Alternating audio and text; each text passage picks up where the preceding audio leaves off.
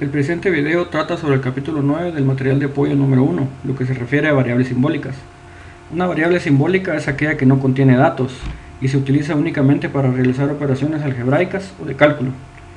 En MATLAB las variables simbólicas se definen mediante la función sims.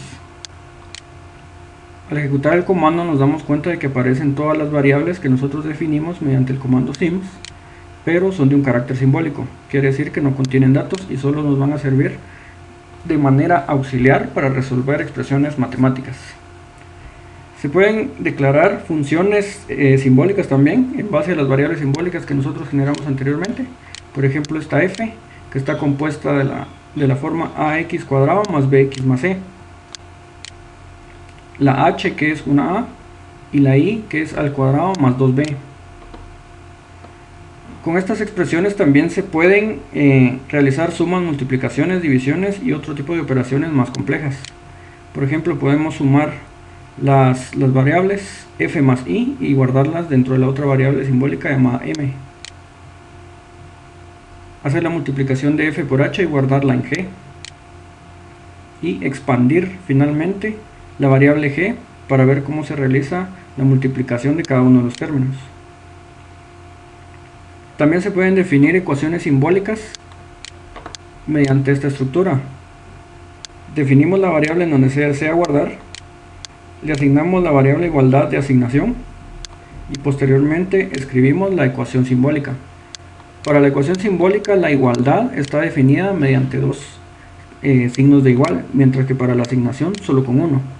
Para este caso vamos a asignar 6 ecuaciones simbólicas y después vamos a trabajar con ellas.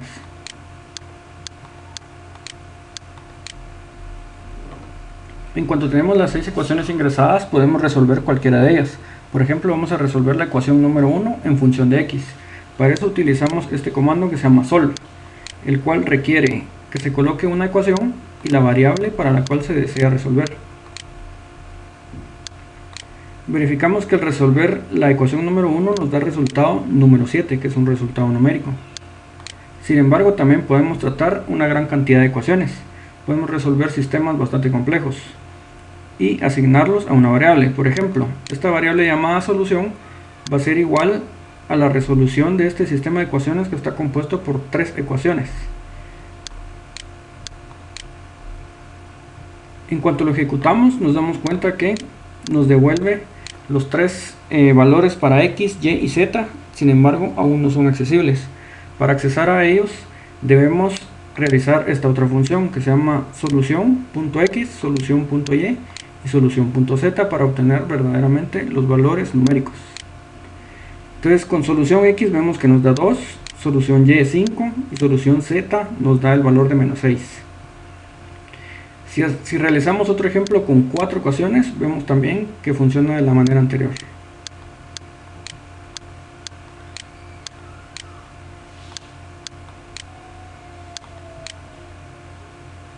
Nuevamente se presenta la solución para las 4 variables que definimos, x1, x2, x3 y x4. Para este caso solo vamos a solicitar el valor de x1 y vemos que nos devuelve el valor de 2. También se pueden trabajar ecuaciones diferenciales. Las ecuaciones diferenciales se definen mediante una D mayúscula para denotar que se está diferenciando la función. Y sería en este caso una función que está definida acá mediante la función de asignación simbólica. Hay dos formas para ingresar la solución de las ecuaciones simbólicas de primer orden. Por ejemplo, en este caso vemos que se encuentra dentro de comillas simples la expresión, tanto como sus condiciones iniciales y la variable para la que queremos resolver. Y en esta otra forma se utiliza para unas versiones más recientes de MATLAB, en donde se utiliza esta función que se llama diff, en donde lo que quiere decir diff es que vamos a diferenciar la función y esta derivada sería acá, sería igual a esta expresión. Igualmente le asignamos su condición inicial y la variable para la que queremos tratar. Entonces cualquiera de estas dos opciones es válida actualmente en MATLAB. Entonces vemos aquí y realizamos la resolución de esta ecuación diferencial y lo guardamos en esta variable que se llama SOL de 1. Lo realizamos de la misma manera para las tres expresiones de ecuaciones diferenciales. Y lo realizamos otras 3 veces para la otra forma de ingresar a ecuaciones diferenciales y resolverlas.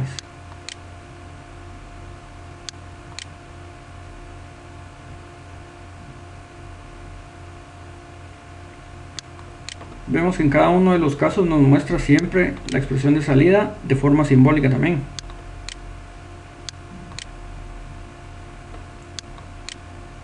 Las derivaciones simbólicas se pueden realizar de la misma forma que las expresiones de las ecuaciones simbólicas.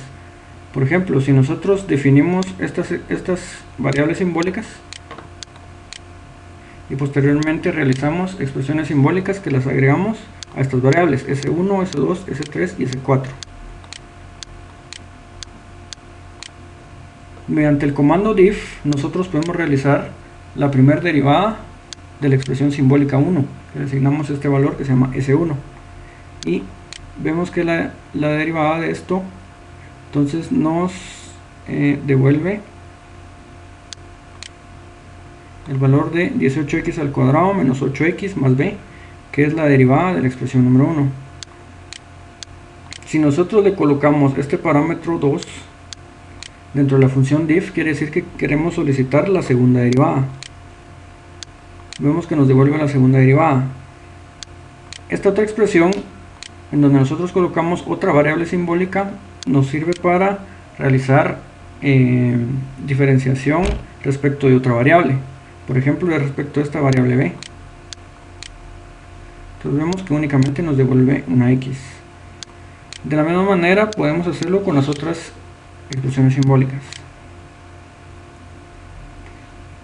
Finalmente, esta otra función simplify nos sirve para factorizar o para operar algebraicamente la expresión para denotarla de una manera más sencilla. Entonces vemos acá como anteriormente teníamos un resultado un poco más extenso y ahora nos lo presenta de una manera un poco más compacta. También se puede integrar las variables simbólicas.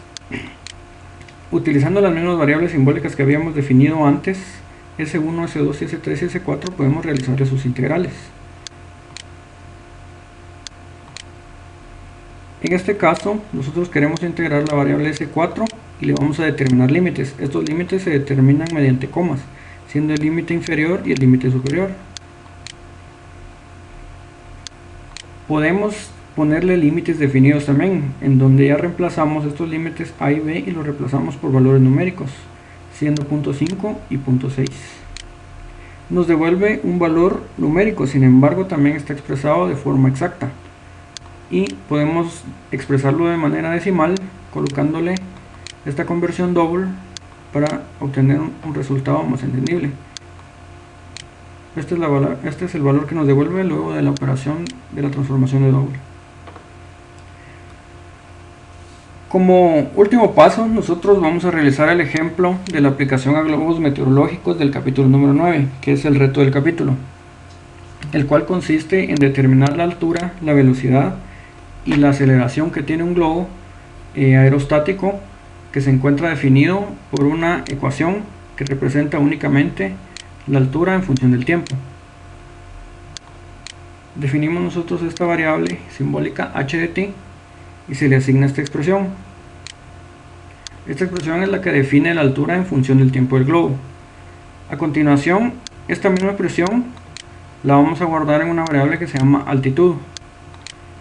La altitud será la velocidad, será la derivada de la altitud respecto del tiempo, y la aceleración será la segunda derivada de la altitud respecto del tiempo o la derivada de la velocidad respecto del tiempo.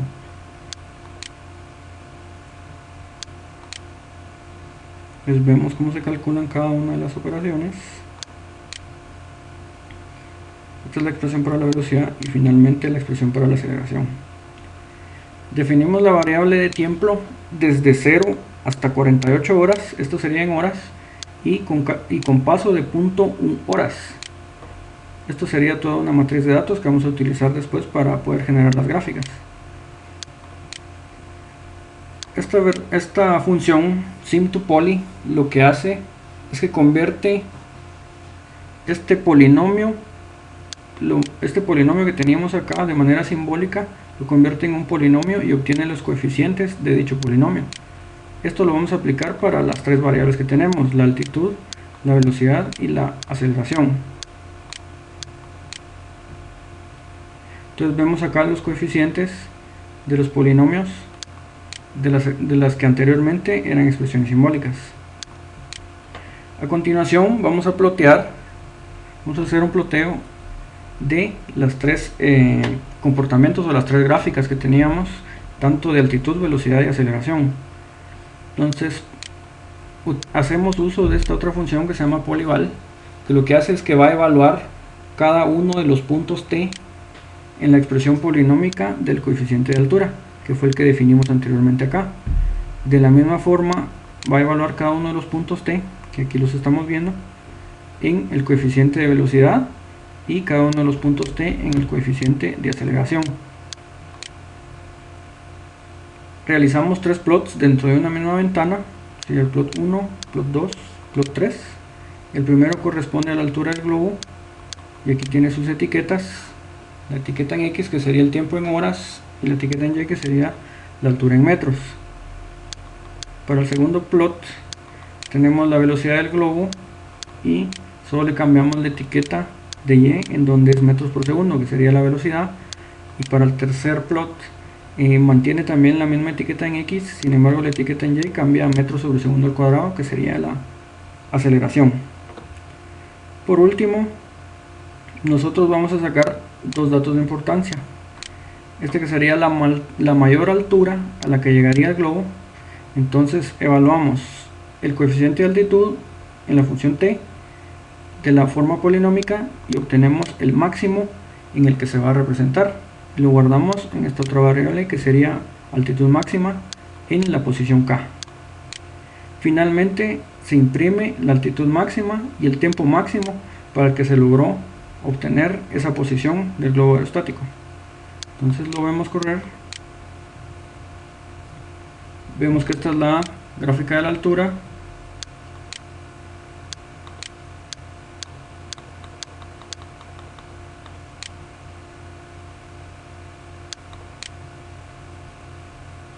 Y por último